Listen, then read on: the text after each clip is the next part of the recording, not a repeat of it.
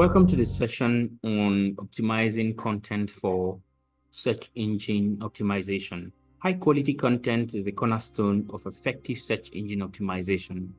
It not only attracts and engages your audience, but also signals to search engine that your site is authoritative and relevant. Let's look at the elements of a quality content. The first is relevance. So your content should meet the needs and interests of your target audience, right? So it must be relevant to the readers. If it's not relevant, you are going to definitely have high bounce rates, right? So you must ensure that your contents true and true are relevant to your target audience. And secondly, we have originality, right? Your content should be unique so that it offers new insight or perspective, okay? If it isn't, you're definitely going to have people who are going to come in and leave, right? Imagine you have an amazing heading or title, and you get people drawn to your content. You have them click to read your content and then get turned off by your lack of originality, right? It's not good for your content. The third is value. So ensure you can provide actionable information, solve your users' problems, or answer questions that they may have, right? So what I do usually is that I put together search queries. So from understanding search queries, I know what my users want. Basically, I know what is in their mind. I know the questions they are searching for. So I then create topics around those areas and create blogs. It makes it easy to market, makes attention easy to get, and so on. Then engagement. So use compelling writings, right? And include visuals in your writing and multimedia to keep your audience interested. Integrating relevant keywords into your content helps improve its visibility and relevance in search engine, right? So what are the steps for effective keyword optimization? So we've talked about keyword research, right? And you can carry out keyword research using tools like Google Keyword Planner, Ahrefs, SEMrush, and so on. Uber suggests this one to find relevant keywords and how they will help you rank.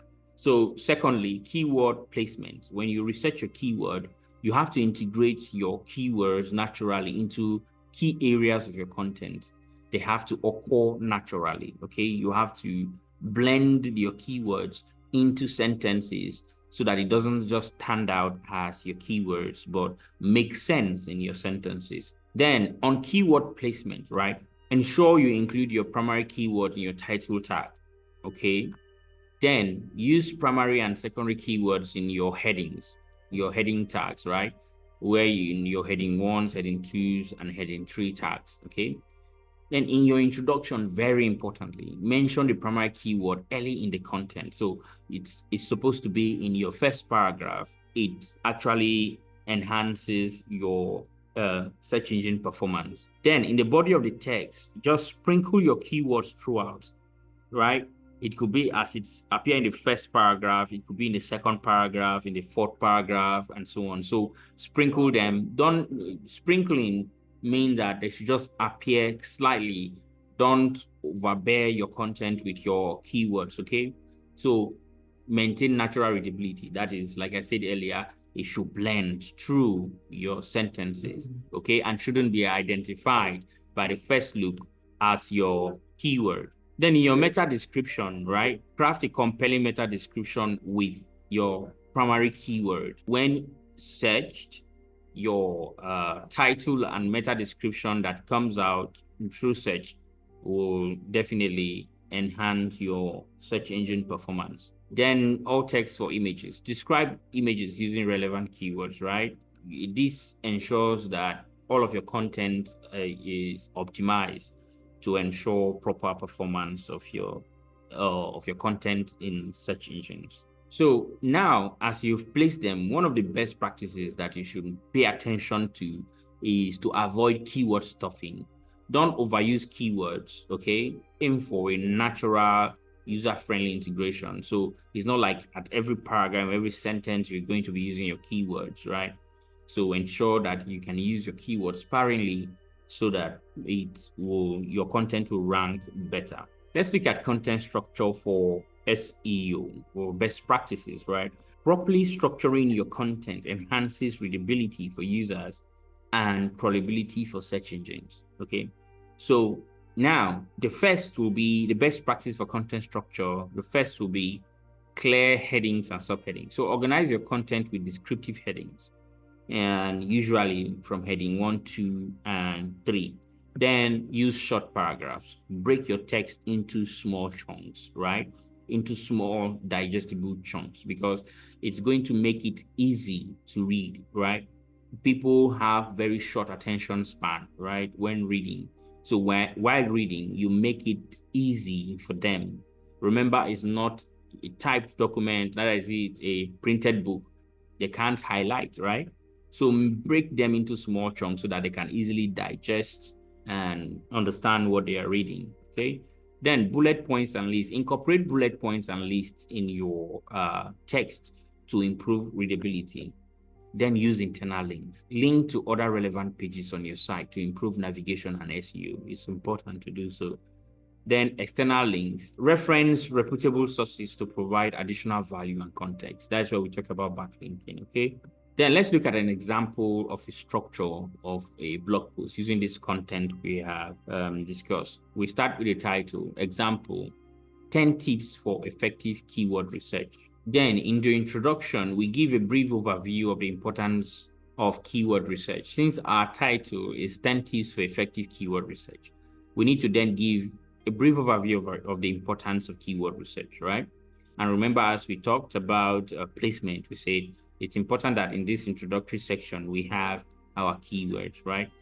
Then we have heading 1, a section now, separating the introduction from the remaining body of the text, which will be understanding keyword research, okay?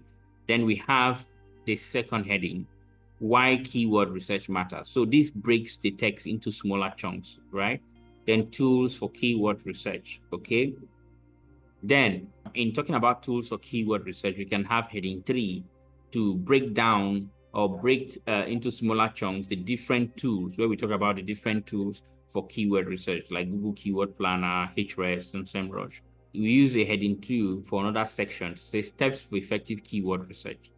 Then we talk about the different steps for effective keyword research, like brainstorming seed keywords. We have seen this, analyzing keyword metrics. Then when we are done, we give a conclusion, right? Where we have key points and encourage readers to start their own keyword research. So now we're done with the structure. Let's look at different content types, okay? Let's explore different content types. So the common content types and their SEO roles include, for instance, for blog posts. Blog posts is great for targeting specific keywords and providing valuable information. Videos are highly engaging and can rank in video search results. So you optimize your videos with titles and descriptions and tags, okay? For infographics, they are visually appealing, so they can attract backlinks and shares, yes. So the how-to guides and tutorials, right? The DIYs, they provide detailed instructions, often capturing long-tail keywords. Then case studies. Case studies showcase real-world applications and results, building credibility. Then we have product pages. So for product pages, we optimize with detailed descriptions, reviews, and high-quality images. All right, so they think these can all be standalone content, right? So let's look at an example where how we can apply this content as individual contents, right? Let's say we have a bakery. Our bakery might use blog posts, say a topic like 10 best bread recipes for beginners, right? So we'll go ahead to bake a bread following a particular recipe at home, right? Then we indicate the process or the baking process, a step-by-step guide using infographics. Then we go to the how-to guides, making gluten-free bread from scratch, okay? These are titles of how this bakery might use this to extend or communicate their product